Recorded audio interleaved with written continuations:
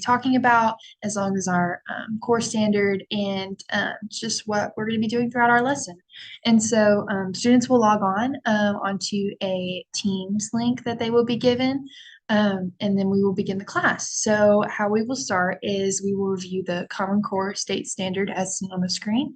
And this standard is complete a simple design activity and apply the engineering design process to produce a model that an engineer would test. Define a criteria for determining an effective design, describe constraints on the design, and document each step in an engineering notebook.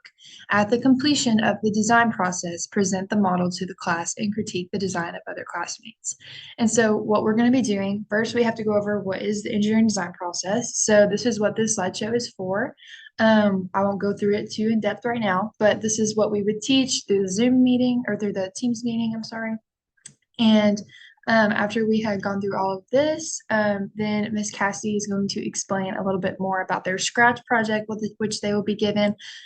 This will give them a little bit more creativity aspects in containing what all they are able to make and what all they're able to do within certain confinements.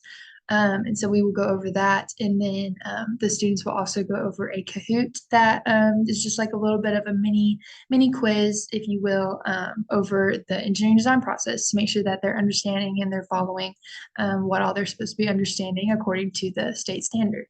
And then after that, which we won't do in this lesson, but they will be taking the little Ozobot and recreating what they had made on Scratch into the Ozobots in real life. And then that is what they would present to the class. And so that fulfills the state standard. And so that's kind of what we're going to be talking about.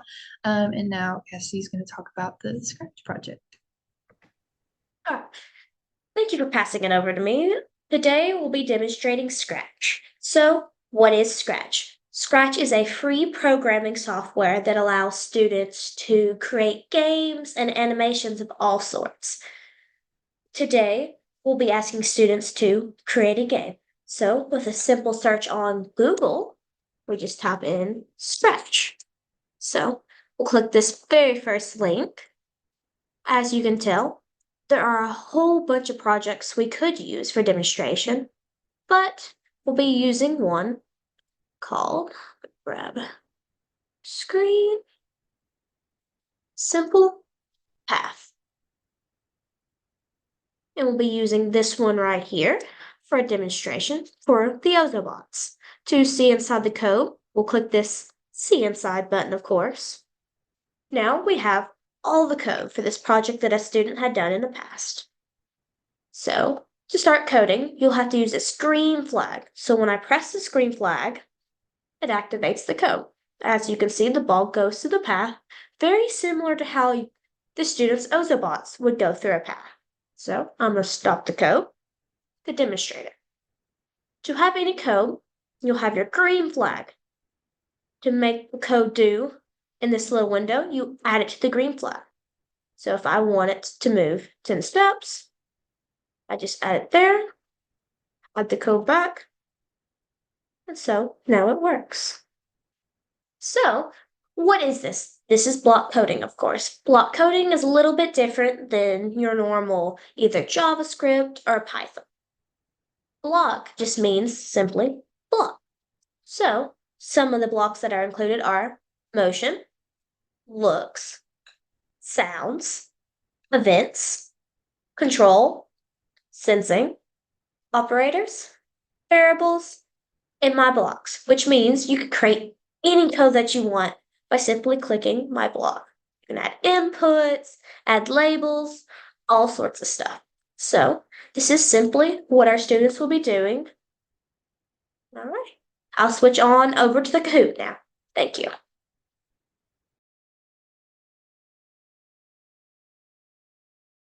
Okay, there we go. All right, now we're good to go. Alrighty, guys, we're back here. All right, we have our Kahoot that we're going to demonstrate today. Again, sorry about the camera, but Kahoot, it's a game learning platform that students can either create or do quizzes for simple learning of all sorts.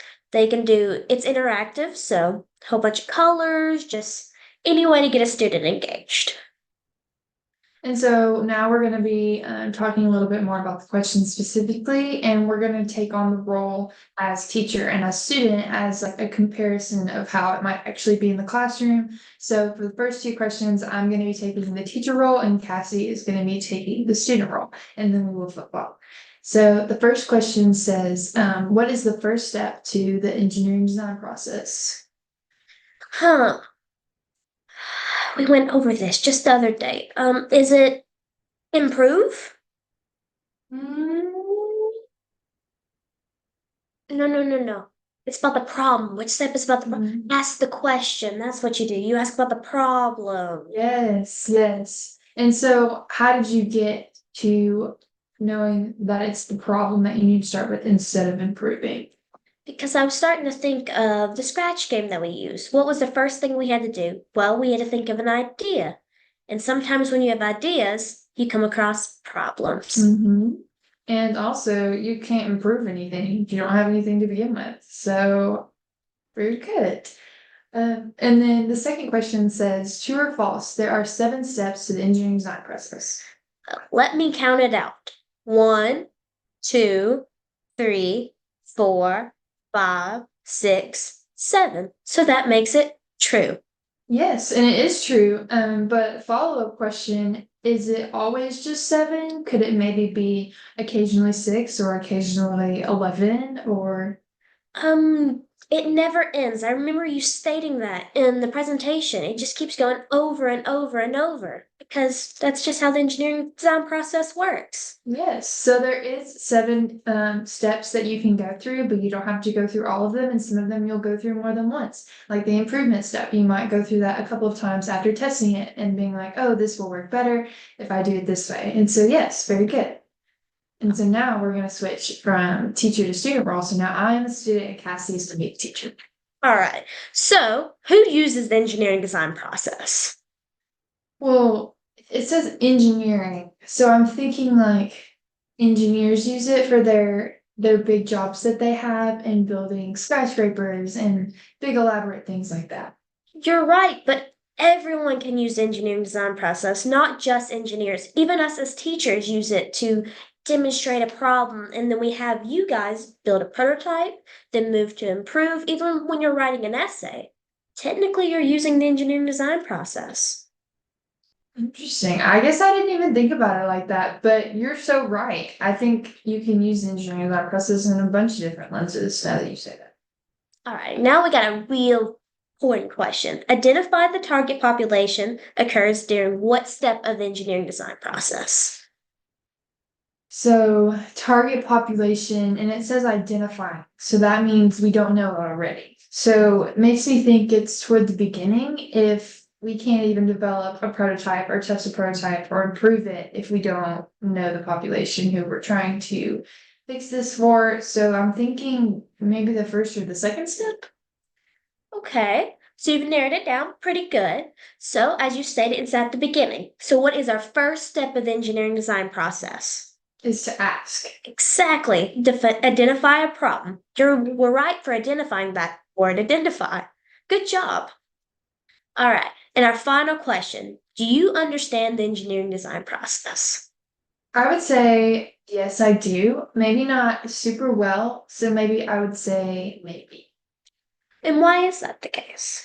Because there's certain pieces where I'm trying to remember which order they go in or what you do during those steps. But I do think after this lesson, I am a lot more prepared and understanding of the engineering side process. Which we would never ask a student that directly to them. We would either have pulled them aside or send them an email asking, hey, we saw your response to this. Is there anything that we can do to help you better yourself? Or is there an additional maybe guide, maybe go over a presentation one more time? Mhm. And then also, this exact little quiz is something that we would probably give to the students again at a later time after having done the Ozobot project that they would do and then presenting it in front of the class, seeing their classmates do the exact same thing, presenting it to them. And then we would have them take this test again to see if there's any improvement, especially on the question 5. Do they understand it fully yet? Do we still need to keep reviewing? Do we maybe need to do a couple more activities to help in-depth this a little bit better into their brains? And yeah, so that's kind of how we would go about it. Again, we are not presenting the OzoBot project in this video, but we would do that as part of our lesson as well. I believe that wraps up our lesson plan. Thank you. Thank you.